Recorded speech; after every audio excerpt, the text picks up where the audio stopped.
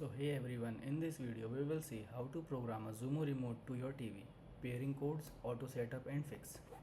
So how to program a Xumo remote to your TV?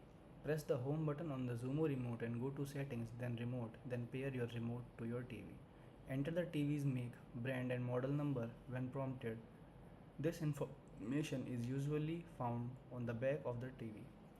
Follow the on-screen instructions to test the power or volume button, then save the setup to complete programming the remote.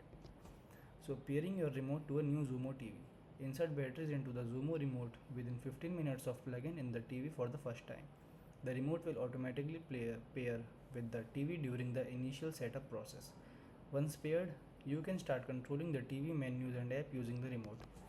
So turn on your TV and Xumo stream box. Press the home button on the Xumo remote, select settings, then remote, then pair your remote in sound system. Follow the on-screen instructions to connect the remote on your soundbar or audio system. So follow on-screen instructions. The Xumo system will guide you through the setup process. Select your TV brand from the list. When prompted during the remote setup, enter the TV make, brand and model number so the system can find the correct control setting.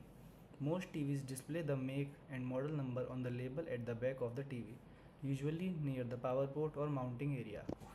So entering the correct details help the Xumo remote program the proper codes to control your TV's power, volume and input functions. Follow the on-screen instructions to test the remote. Press volume or power when prompted to confirm its works. Save the setting when the remote successfully control the TV. It programs the remote so you can control TV power, volume and input with the Xumo remote. So third one is how to reset your Xumo remote.